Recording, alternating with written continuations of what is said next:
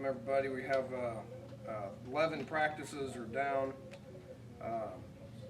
Overall it's been going pretty good. Just give you a quick update on injuries. I know you guys obsess over wanting to know what the injury situation is. I guess that's because it gives you guys something to write about. But Adam Pankey had knee surgery yesterday, successful knee surgery. He's obviously laid up and will be expected like an October return. How guys come back from knees, everybody's different. You don't know what it's going to be like. We don't know if we're going to be able to use them next year or that. We'll obviously figure that out in September.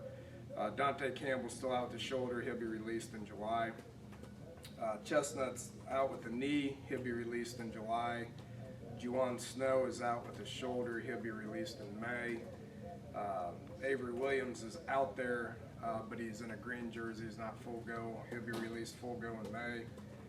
Andrew Bowie had a hamstring. You saw him in red today, so he's got a hamstring. He's day to day. Pat Edgar's ankle that we talked about is starting to come back from it. He's still day to day. So those are the guys that are out. I did release a depth chart. Mike, when are you going to put that out? Tonight. Mike will put it out tonight. It's just to understand that it's very tentative. That could change on a day-to-day basis. We really have not even, talked to guys about being starters, okay? But, whoever we lined up, first team offense, first team defense, that's what you'll see on the sheet, which again could change Saturday morning. It can change next Tuesday. It can change for the spring game. But that's kind of where we stand with that. Got a coaches clinic this weekend. Friday night and Saturday morning we'll have Coach Dunlap's done a great job of cultivating a lot of coaches. We're expecting around 300 coaches to be at this. They'll be coming in Friday.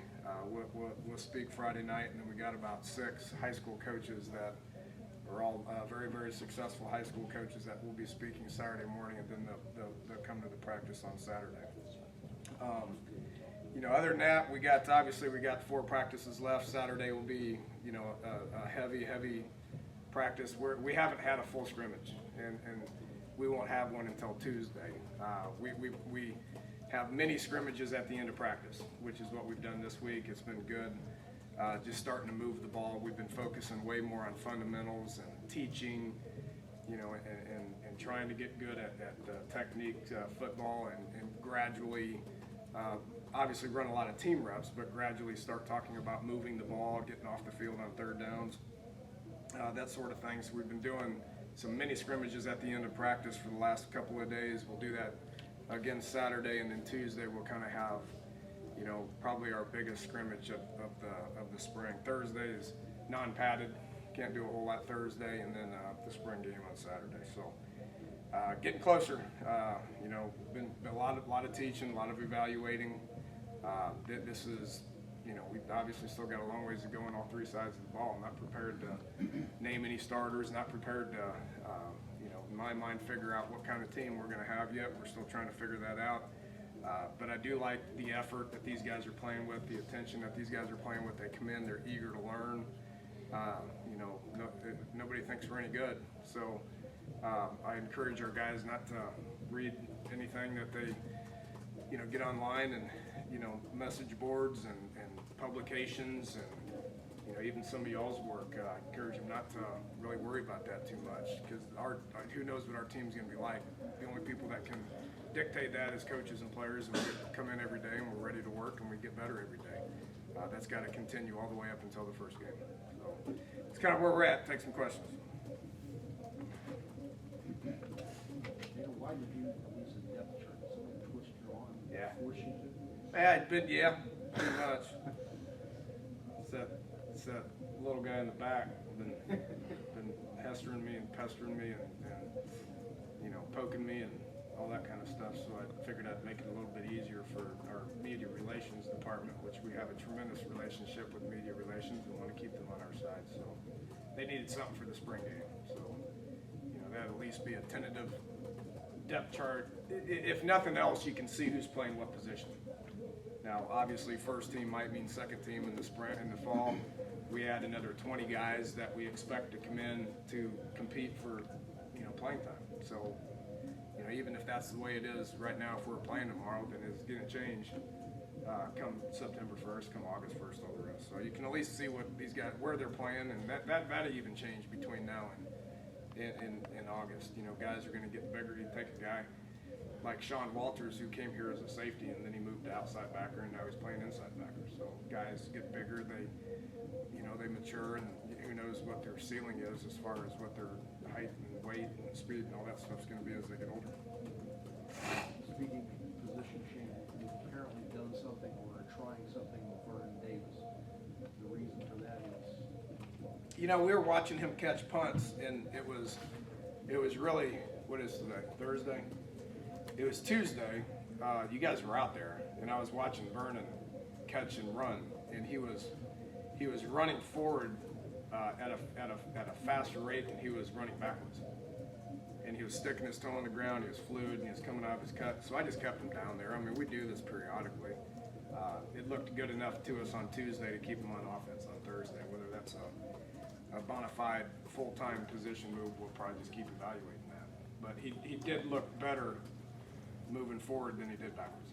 It's not like you don't need help at the corner, though. Is that a concern? Or? Well, we need guys at corner to step up and be players. We can't get rid of the people we had and bring in 6 new people. This isn't the NFL. Which we played a lot of young corners last year that are going to get better, that we expect to get better. Vernon was somewhere around 3rd or 4th team corner at the time, so we decided to try him at receiver to see if he can crack it 2 deep or start at receiver. I think it's probably in the best interest of our football team to have a first-team receiver as opposed to a 3rd or 4th team corner. Did you like what you saw of him returning punts? Is that an option for him? Well, I'm not prepared to say that yet. We're not going to know who our returners are for quite some time. We have about 4 quality guys coming in that we recruited to be return guys. We got guys that we're evaluating out right there right now from a return standpoint. I'm not comfortable with saying that he's a return guy at this point. He looked good after he caught it. He looked good moving forward and being fluid and sticking his toe on the ground and coming out of his cuts, which is what you look for in a receiver. How are you going to handle the quarterbacks as far as the spring game goes? Will one work with one unit, or? We'll mix them. What we've been doing in the previous 11 practices is Paul will go with the quote-unquote first team, which, not only do they switch, but receivers rotate, O-linemen kind of go back and forth. But we keep the quarterback with a specific center, and that changes every other practice. Okay, so Paul would be first, and then the second practice, Ford was with the first group, and Paul was in the second group. We'll keep rotating all through spring and into camp. We'll keep doing the same thing as well. In the spring game, we'll mix and match it more. There'll be a lot of moving parts. It's not a game. I hope we win, but there's going to be a lot of moving parts, and spring games are tough. You want it to look good for the audience, for the fans that come, and it's going to be a festive day, and we're going to have a good time with it. And we want it to resemble football, but we're not trying to make any decisions on that actual game. Edgar came back today and was working out. While we were out there, he wasn't at center, though. Is that because of his injury, or do you plan on working him back in? Yeah, he'll be able to play other spots. He didn't go through. What you saw him do is about all he did. He's not ready to full-time become back, and we didn't want to put him at center with a quarterback and then him have to take himself out because his ankle hurt or any of that. So we didn't feel comfortable with him going through the whole practice, so we kept the centers as they were, because you got to have a rapport with the quarterback and center. I mean, once you get with your first-team, second-team guy, you take your first-team quarterback and you make him take snaps from the second-team guy, but we're so inexperienced at quarterback and center that if you start mixing and matching them too much, it's gonna look bad. So we didn't want to put Pat out there and then all of a sudden have to yank him out and put another center in. Let me get that, Bob. Yeah, I wish you would, but I answer. Who do you know that isn't here? You mentioned not knowing people's. You mentioned not knowing people's ceilings earlier.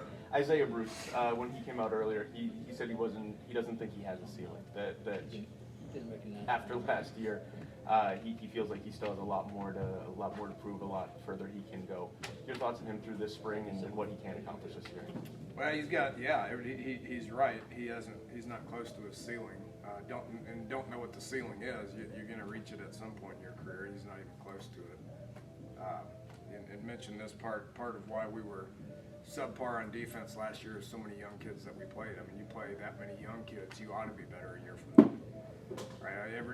Every freshman that played for us last year on defense should be better next year. If not, then they're not doing something right. So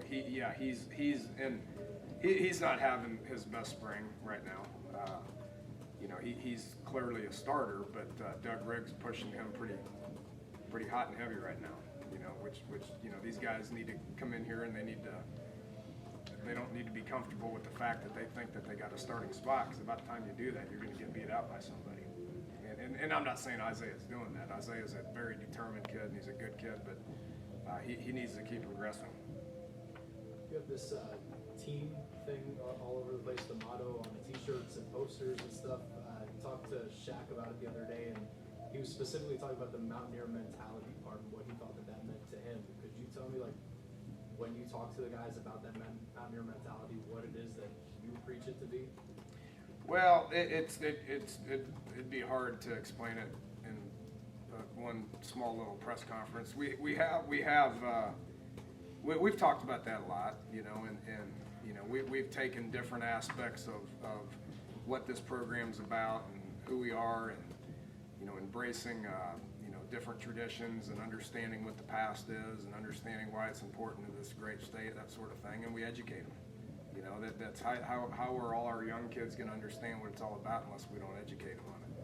And we've taken a good portion of the beginning part of this spring semester, and we're going to do it again tomorrow morning. At 6 a.m. we're going to get up here and we're going to have a small little workout. We're going to come down here and we're going to teach them. We're going to teach them about something, about what the program's all about.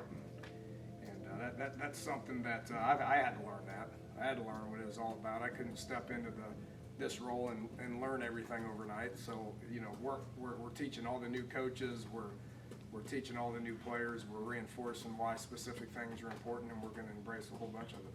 Is that where Shannon Dawson singing Country Roads or the fight song? We wouldn't let him actually sing it. The only way that would have worked is if we had a karaoke machine that could overcome his actual real voice. He can play the piano, which is actually impressive, but we don't let him sing. He does have a couple of places he likes to go for karaoke and sing, and depending on what time of the night it is, he gets a standing ovation at times. He did last Friday morning. We taught him about the history of country roads. And half of them knew who John Denver was, and half of them didn't. It's just you get guys from so many different states. I mean, we obviously have a lot of guys from a whole bunch of different states that don't understand some of the traditions, and it's our job to teach them that. So we taught them all about country roads, and attempted to teach them what the lyrics were, and then after practice on Saturday, after I broke it, we played it and sat there and enjoyed it. It's a good feeling. It's one of the best traditions in college football.